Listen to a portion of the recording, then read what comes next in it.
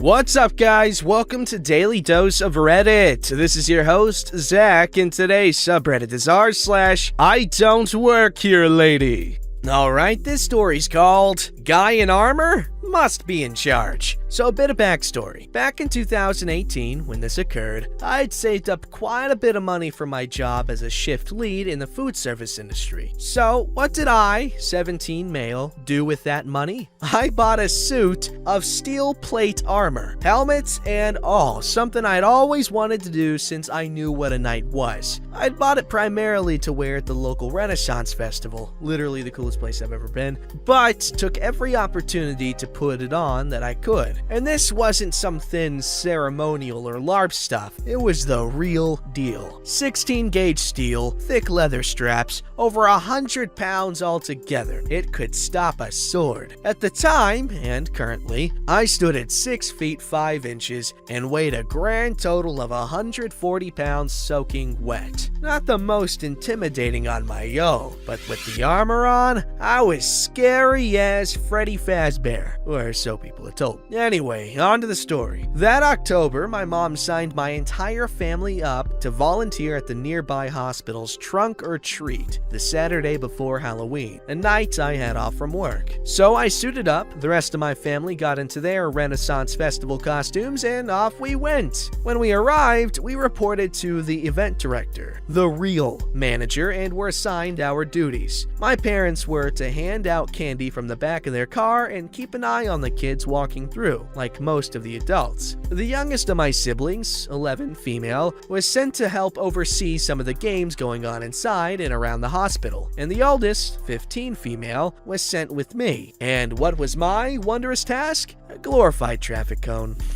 My job was to stand at one of the entrances to the portion of the parking lot the event was taking place in and keep cars from driving through. Here to join the trunk or treat? Go around the hospital to the exit side of the lot and someone else will direct you further. Just trying to leave the hospital? Sorry, bud. You're gonna have to turn around. No exit here. There was another entrance, but other volunteers took care of it, and mine was where the line of trunk or treaters would wait while another group went through. It did make sense to put me there, though. If you didn't notice the glow stick lanyard all the volunteers were wearing, you definitely noticed the hulking 6 foot 5 inches guy encased in reflective steel standing in your headlights. And if you somehow didn't, I had a much better chance of surviving getting hit. So there I stand for 2.5 hours, directing traffic and taking pictures with a fair few of the kids waiting in line. Most were a bit scared of me, but with some encouragement from their parents and a lift of my helmet's visor to show that I was, indeed, a person under all the metal, they became very excited to meet a real knight. I must have felt badass, man. So sometime between 2.5 and 3 hours on duty, I hear a bit of yelling coming from the other parking lot entrance. I didn't think much of it because there are a lot of people around being loud, especially kids. So I keep on keeping on. Then a moment later, just as I finish another photo op, there's a tap on my pauldron, shoulder armor. I turn and there stands one of the volunteers from the other entrance, looking a bit exasperated. Hey man, sorry to bother you, but can you come with me for a moment? We could use you over here. A little confused,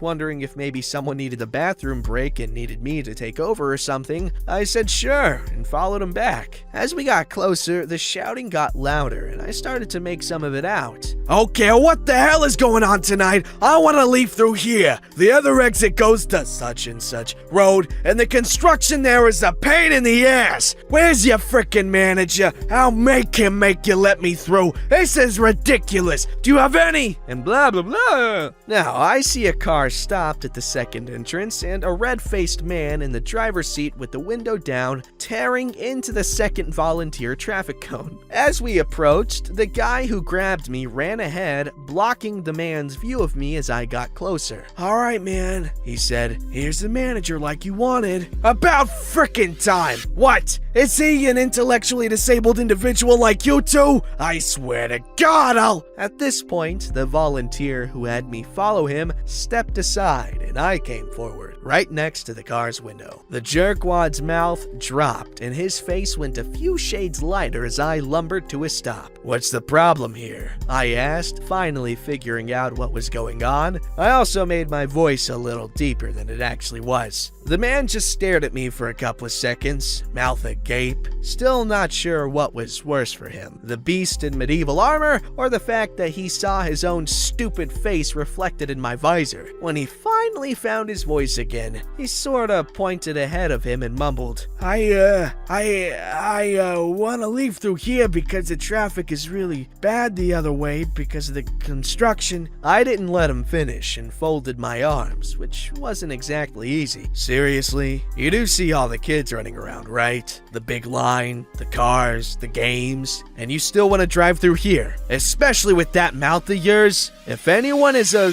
intellectually disabled individual here, it's definitely not me or these guys."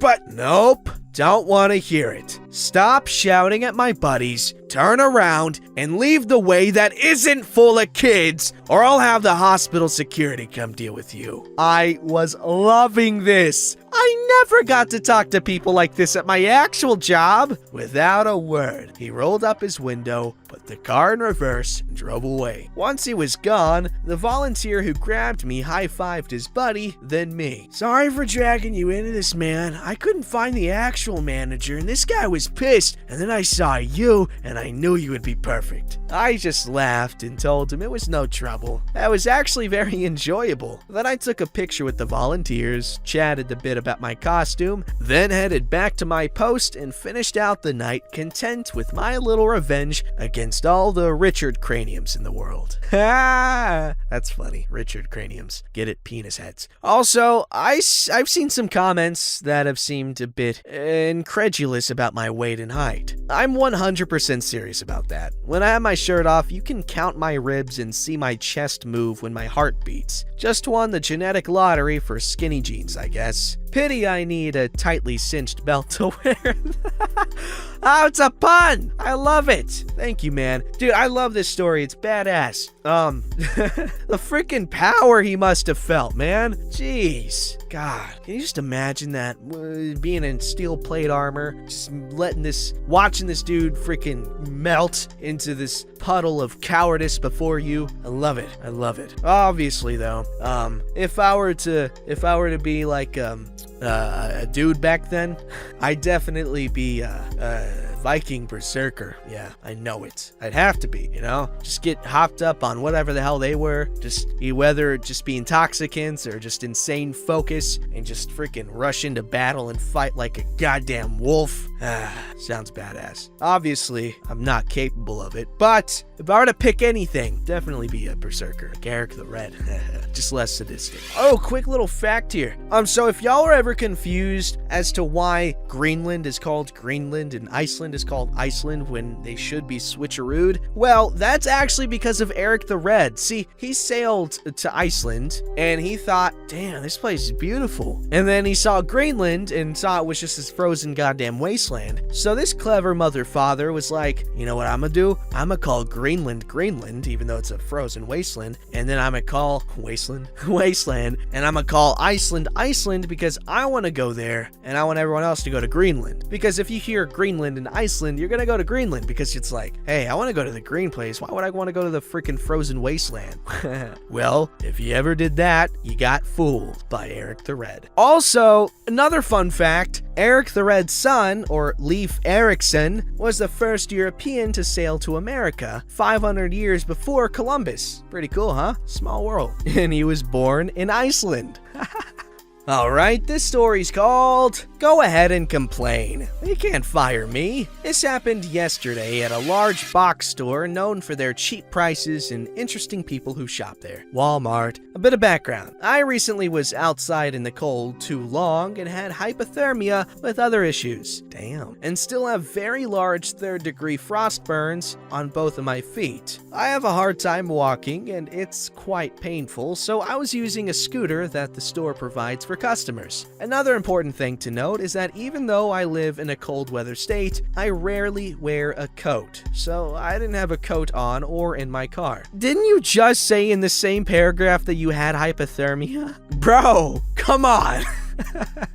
I'm driving the scooter through the store while my girlfriend is walking next to me or behind me, depending on how many people are around us. We're just shopping, looking at things, pointing things out to each other, as people normally do. We're about a third of the way back into the store from the entrance. The doors are slightly visible, but we're not right inside the entrance. A woman walks into the aisle we are currently looking for something in and approaches me. I quickly try to move to the other side, thinking she's gonna ask me to move, but instead she looks right at me and says, "I need that scooter." I'm a bit flustered since I wasn't expecting that at all, and I'm not sure what to say, and I say, "Excuse me?" while trying to figure out what's going on. She responds that the scooters are for customers who need them and not for you to play around on. Now I'm getting irritated because who is she to say whether or not I'm entitled to use a scooter? My girlfriend steps forward and says, "Ma'am, she needs the scooter. If they didn't have any more at the entrance, you can ask the greeter to check the other entrance." Which of course sets off this Karen. Karen goes into full-blown, "the customer is never wrong" mode. She starts demanding that I get off the scooter immediately as she wants it right now, and I'm not supposed to be using it. Somewhere in her rant, she says that employees aren't allowed to play on scooters, and then it clicks that she thinks I work there, despite the fact that I'm not wearing anything blue and am obviously shopping. I try to tell her that I don't work there, but she's too far into her rage to comprehend anything. She now has her hands on the front of the scooter and is demanding to see my employee ID. I back up the scooter to try to get a bit away from her and tell her again that I don't work there. My girlfriend has gone to find an actual employee. Karen notices that my girlfriend is gone and demands to know where she went, obviously thinking she's an employee too. I tell her again that she needs to stop. I don't work there and I'm not giving her the scooter. I've had about enough of her and am now contemplating running her over with it. My girlfriend finally returns with a store employee. Store employee asks what the problem is, and Karen starts with, "This girl," when I completely interrupt her to say loudly that I was trying to shop when this woman started harassing me and demanding the scooter I was using. Karen's mouth starts flapping in the breeze as she can't believe how incredibly rude I'm being. She turns to store employee and asks why I'm being allowed to use a scooter. Store employee tells her that the scooters are for all customers, and as long as I'm not causing issues, they have no reason to ask me not to.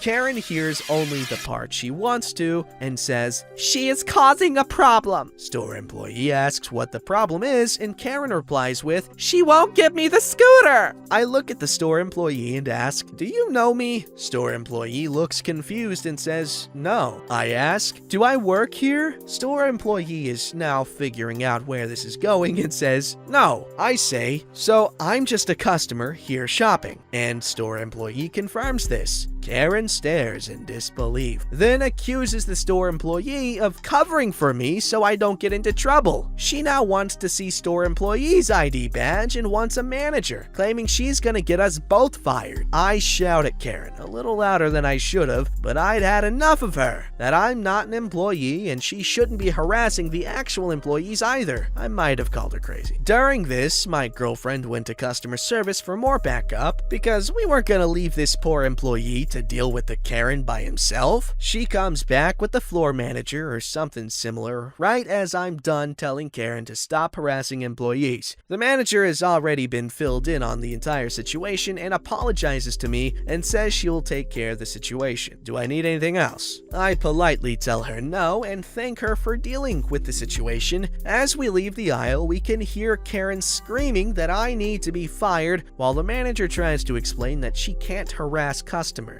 I don't think she ever got it that I didn't work there. Ha! Cool guy, girlfriend, cool guy OP, cool guy employee, for not leaving each other to not hanging each other out to dry. There we go. Not throwing each other under the bus. Then everyone would need the scooter. Am I right? Probably. Bus crashes are rarely not bad. There we go. That made sense. Because I attempted this before this take, and it didn't make sense at all.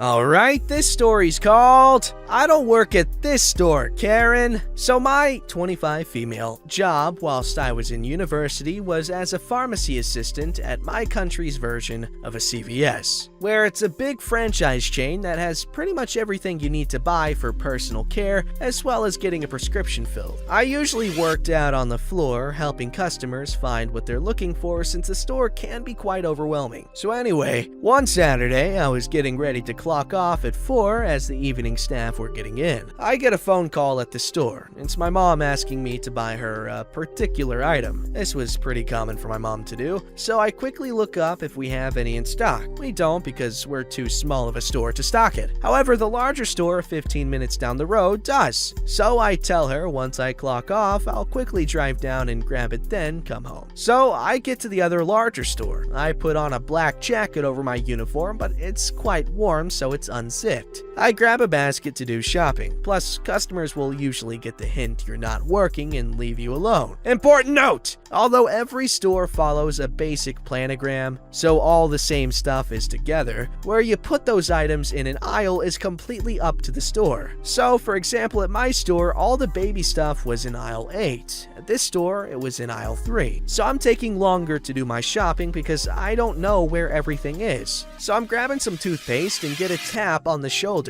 This was a textbook picture of a Karen. You need to help me. Sorry, Stop talking and listen to me. Come help me find some fancy skincare item. I don't understand why you're not helping me. I don't work here? You're wearing a uniform, of course you work here. I start walking away at this point. This idiot starts following me. You can't do this, I am a paying customer. I keep walking. I've grabbed everything I need, so I head to the register. As I'm checking out, Karen has grabbed some poor pharmacist and is pointing at me saying I need to be fired. I look at Karen and say, I don't work at this store. What part of that do you not understand? Karen starts going off about how I am the worst employee she has ever seen at this store, with the poor pharmacist telling her I'm telling the truth.